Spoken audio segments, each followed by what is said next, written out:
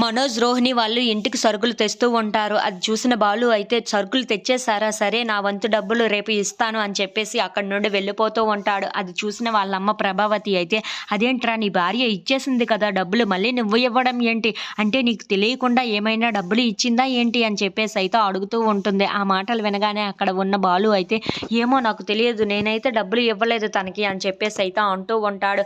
ఆ మాటలు వినగానే అక్కడ ఉన్న వాళ్ళందరూ అయితే ఒక్కసారిగా షాక్ అయిపోయి, అదేంటి మీనా ఇచ్చింది డబ్బులు నీకు తెలియకుండా ఎలా ఇచ్చింది? అంటే దొంగతనం ఏమైనా చేసిందో ఏమో అని చెప్పేసి అయితే అంటూ ఉంటుంది.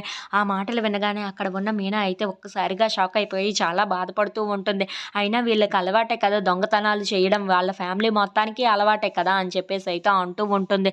ఆ మాటలకి అక్కడ ఉన్న మీనాకైతే చాలా బాధ వేస్తూ ఉంటుంది. ఇంతలో అక్కడ ఉన్న బాలు కూడా ఎక్కడి నుండి తెచ్చావు ఈ డబ్బులు అని చెప్పేసి అయితే గట్టిగా నిలదీస్తూ ఉంటాడు. ఆ మాటలు వినగానే అక్కడ ఉన్న మీనా మాత్రం ఏమీ మాట్లాడకుండా సైలెంట్‌గా ఉండిపోతుంది. ఇంతలో అక్కడ ఉన్న వాళ్ళ అత్తయ్య మాత్రం, అదేంట్రా వాళ్ళ తమ్ముడు ఎలాగో దొంగ కదా! తిని కూడా ఎక్కడో దొంగతనం చేసే ఉంటుంది. ఎక్కడ చేశావు చెప్పు మర్యాదగా, ఎక్కడ దొంగతనం చేశావు అని చెప్పేసి అయితే వాళ్ళ అత్తయ్య గట్టిగా తిడుతూ ఉంటుంది. అది చూడగానే అక్కడ ఉన్న మీనా అయితే, నాకు దొంగతనం చేయటం అలాంటివి ఏమీ రావు, నేను ఏమీ దొంగతనం చేయలేదు, నా దగ్గర ఉన్న డబ్బులనే మీకు ఇచ్చాను అని చెప్పేసి అయితే అంటూ ఉంటుంది.